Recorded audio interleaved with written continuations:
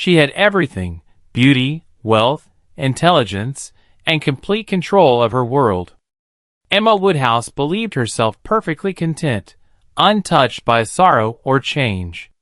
But on the very day her closest companion married, a quiet loss entered her life, one that would test her confidence, her judgments, and her belief that she understood the hearts of others better than anyone else. This is the beginning of Emma's story.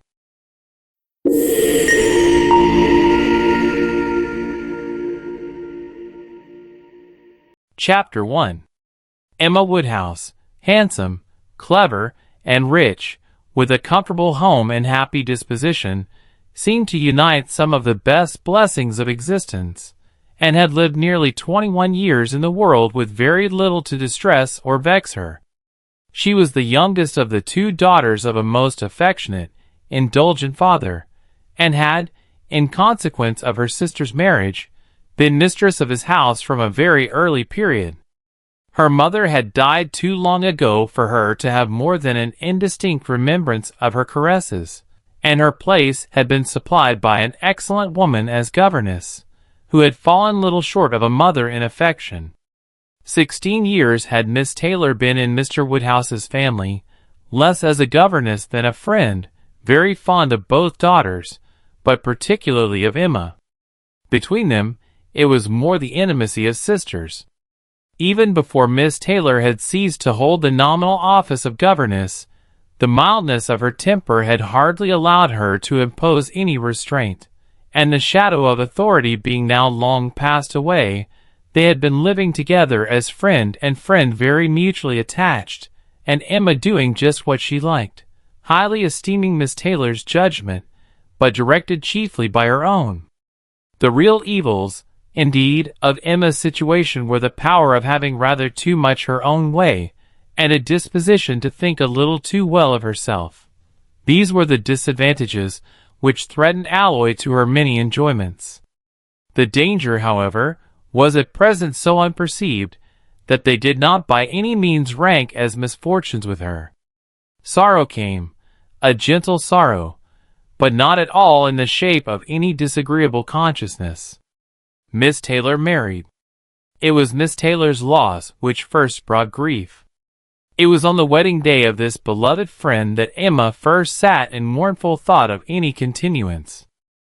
The wedding over, and the bride people gone, her father and herself were left to dine together, with no prospect of a third to cheer a long evening. Her father composed himself to sleep after dinner, as usual, and she had then only to sit and think of what she had lost. The event had every promise of happiness for her friend. Mr. Weston was a man of unexceptionable character, easy fortune, suitable age, and pleasant manners, and there was some satisfaction in considering with what self-denying, generous friendship she had always wished and promoted the match. But it was a black morning's work for her. The want of Miss Taylor would be felt every hour of every day. She recalled her past kindness, the affection of 16 years, how she had taught, and how she had played with her from 5 years old, how she had devoted all her powers to attach and amuse her in health, and how nursed her through the various illnesses of childhood. A large debt of gratitude was owing here, but the intercourse of the last 7 years, the equal footing and perfect unreserve which had soon followed Isabella's marriage, on their being left to each other, was yet a dearer, tenderer recollection. She had been a friend and companion such as few possessed, intelligent, well-informed, useful, gentle, knowing all the ways of the family, interested in all its concerns, and peculiarly interested in herself, in every pleasure, every scheme of hers, one to whom she could speak every thought as it arose, and who had such an affection for her as could never find fault. How was she to bear the change? It was true that her friend was going only half a mile from them, but Emma was aware that great must be the difference between a Mrs. Weston, only half a mile from them, and a Miss Taylor in the house, and with all her advantages, natural and domestic, she was now in great danger of suffering from intellectual solitude. She dearly loved her father, but he was no companion for her. He could not meet her in conversation, rational or playful. The evil of the actual disparity in their ages, and Mr. Woodhouse had not married early, was much increased by his constitution and habits. For having been a valetudinarian all his life, without activity of mind or body, he was a much older man in ways than in years, and though everywhere beloved for the friendliness of his heart and his amiable temper, his talents could not have recommended him at any time. Her sister, though comparatively but little removed by matrimony, being settled in London, only 16 miles off, was much beyond her daily reach, and many a long October and November evening must be struggled through at Hartfield, before Christmas brought the next visit from Isabella and her husband, and their little children, to fill the house, and give her pleasant society again. Highbury, the large and populous village, almost amounting to a town, to which Hartfield, in spite of its separate lawn, and shrubberies, and name, did really belong, afforded her no equals. The Woodhouses were first in consequence there. All looked up to them. She had many acquaintances in the place, for her father was universally civil, but not one among them who could be accepted in lieu of Miss Taylor for even half a day. It was a melancholy change, and Emma could not but sigh over it, and wish for impossible things, till her father awoke, and made it necessary to be cheerful. His spirits required support. He was a nervous man, easily depressed, fond of everybody that he was used to, and hating to part with them, hating change of every kind. Matrimony, as the origin of change, was always disagreeable, and he was by no means yet reconciled to his own daughter's marrying, nor could ever speak of her, but with compassion, though it had been entirely a match of affection, when he was now obliged to part with Miss Taylor too, and from his habits of gentle selfishness, and of being never able to suppose that other people could feel differently from himself, he was very much disposed to think Miss Taylor had done as sad a thing for herself as for them, and would have been a great deal happier if she had spent all the rest of her life at Hartfield. Emma smiled and chatted as cheerfully as she could to keep him from such thoughts, but when tea came, it was impossible for him not to say exactly as he had said at dinner. "Poor Miss Taylor! I wish she were here again. What a pity it is that Mr. Weston ever thought of her. I cannot agree with you, Papa. You know I cannot.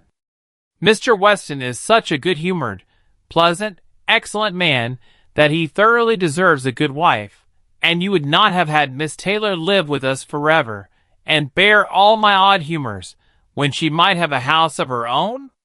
A house of her own! But where is the advantage of a house of her own? This is 3 times as large, Dot, and you have never any odd humors, my dear. How often we shall be going to see them, and they coming to see us.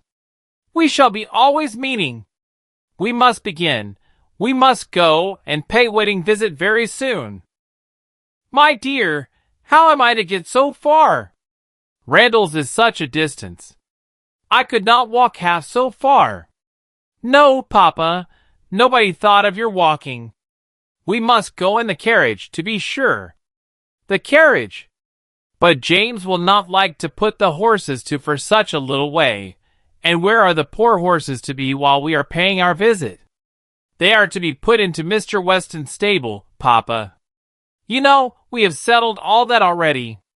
We talked it all over with Mr. Weston last night.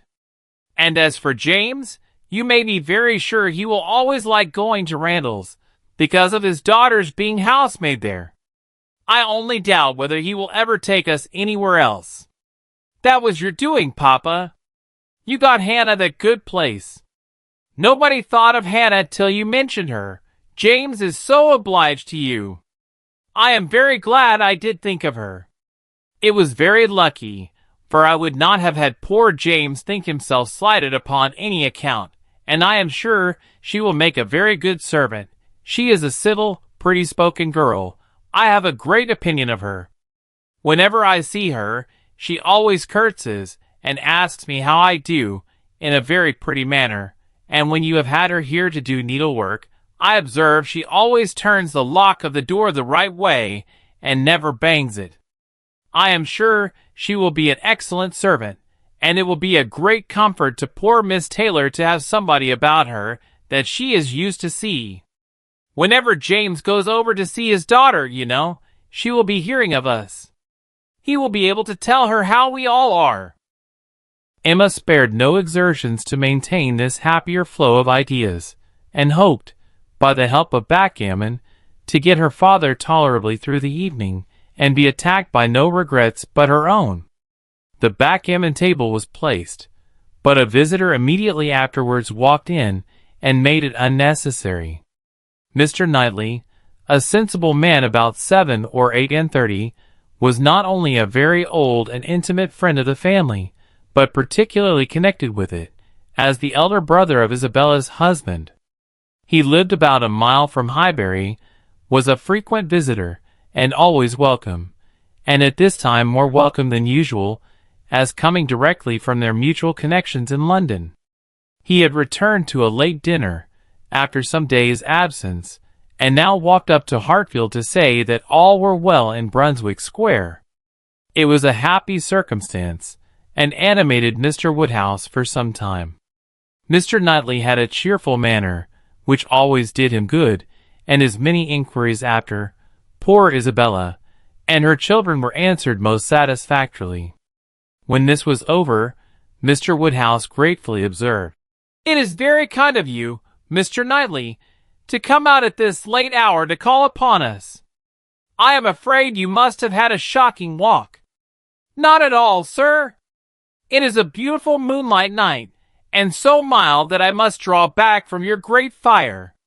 But you must have found it very damp and dirty. I wish you may not catch cold." "Dirty, sir! Look at my shoes. Not a speck on them." "Well, that is quite surprising, for we have had a vast deal of rain here. It rained dreadfully hard for half an hour while we were at breakfast. I wanted them to put off the wedding. By the by, I have not wished you joy. Being pretty well aware of what sort of joy you must both be feeling, I have been in no hurry with my congratulations, but I hope it all went off tolerably well. How did you all behave? Who cried most? Ah, poor Miss Taylor. 'Tis a sad business. Poor Mr. and Miss Woodhouse, if you please, but I cannot possibly say poor Miss Taylor. I have a great regard for you and Emma, but when it comes to the question of dependence or independence, at any rate, it must be better to have only one to please than two, especially when one of those two is such a fanciful, troublesome creature," said Emma playfully. "That is what you have in your head, I know, and what you would certainly say if my father were not by. I believe it is very true, my dear, indeed," said Mr. Woodhouse, with a sigh. "I am afraid I am sometimes very fanciful and troublesome. My dearest papa, you do not think I could mean you, or suppose Mr. Knightley to mean you? What a horrible idea! Oh, no! I meant only myself. Mr. Knightley loves to find fault with me, In a joke, it is all a joke. We always say what we like to one another." Mr. Knightley, in fact, was one of the few people who could see faults in Emma Woodhouse, and the only one who ever told her of them, and thought this was not particularly agreeable to Emma herself. She knew it would be so much less so to her father, that she would not have him really suspect such a circumstance as her not being thought perfect by everybody. "Emma knows I never flatter her," said Mr. Knightley, "but I meant no reflection on anybody. Miss Taylor has been used to have 2 persons to please. She will now have but 1. The chances are that she must be a gainer." "Well," said Emma, willing to let it pass, "you want to hear about the wedding, and I shall be happy to tell you, for we all behaved charmingly. Everybody was punctual, everybody in their best looks, not a tear, and hardly a long face to be seen. Oh no, we all felt that we were going to be only half a mile apart, and were sure of meeting every day. Dear Emma bears everything so well, said her father. But, Mr. Knightley, she is really very sorry to lose poor Miss Taylor, and I am sure she will miss her more than she thinks for. Emma turned away her head, divided between tears and smiles. It is impossible that Emma should not miss such a companion, said Mr. Knightley. We should not like her so well as we do, sir, if we could suppose it, but she knows how much the marriage is to Miss Taylor's advantage. She knows how very acceptable it must be, at Miss Taylor's time of life, to be settled in a home of her own, and how important to her to be secure of a comfortable provision, and therefore cannot allow herself to feel so much pain as pleasure.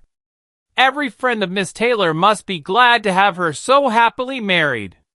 And you have forgotten one matter of joy to me, said Emma, and a very considerable one, that I made the match myself. I made the match, you know, 4 years ago, and to have it take place, and be proved in the right, when so many people said Mr. Weston would never marry again, may comfort me for anything. Mr. Knightley shook his head at her. Her father fondly replied, Ah, my dear, I wish you would not make matches and foretell things, for whatever you say always comes to pass. Pray do not make any more matches. I promise you to make none for myself, Papa, but I must, indeed, for other people. It is the greatest amusement in the world. And after such success, you know, everybody said Mr. Weston would never marry again. Oh dear, no! Mr. Weston, who had been a widower so long, and who seemed so perfectly comfortable without a wife, so constantly occupied either in his business in town or among his friends here, always acceptable wherever he went, always cheerful, Mr. Weston need not spend a single evening in the year alone if he did not like it. Oh no! Mr. Weston certainly would never marry again. Some people even talked of a promise to his wife on her deathbed, and others of the son and the uncle not letting him. All manner of solemn nonsense was talked on the subject, but I believed none of it. Ever since the day, about 4 years ago, that Miss Taylor and I met with him in Broadway Lane, when, because it began to drizzle, he darted away with so much gallantry, and borrowed 2 umbrellas for us from Farmer Mitchell's, I made up my mind on the subject. I planned the match from that hour, and when such success has blessed me in this instance, dear Papa, you cannot think that I shall leave off matchmaking. I do not understand what you mean by success, said Mr. Knightley. Success supposes endeavor. Your time has been properly and delicately spent, if you have been endeavoring for the last 4 years to bring about this marriage. A worthy employment for a young lady's mind. But if, which I rather imagine, you're making the match, as you call it, means only you're planning it, you're saying to yourself one idle day, I think it would be a very good thing for Miss Taylor if Mr. Weston were to marry her, and saying it again to yourself every now and then afterwards, why do you talk of success? Where is your merit? You made a lucky guess, and that is all that can be said. And have you never known the pleasure and triumph of a lucky guess? I pity you, Dot. I thought you cleverer, for, depend upon it, a lucky guess is never merely luck. There is always some talent in it. And as to my poor word success, which you quarrel with, I do not know that I am so entirely without any claim to it. You have drawn 2 pretty pictures, but I think there may be a third, a something between the do-nothing and the do-all. If I had not promoted Mr. Weston's visits here, and given many little encouragements, and smoothed many little matters, it might not have come to anything after all. I think you must know Hartfield enough to comprehend that. A straightforward, open-hearted man like Weston, and a rational, unaffected woman like Miss Taylor, may be safely left to manage their own concerns. You are more likely to have done harm to yourself than good to them by interference. Emma never thinks of herself if she can do good to others, rejoined Mr. Woodhouse, understanding but in part.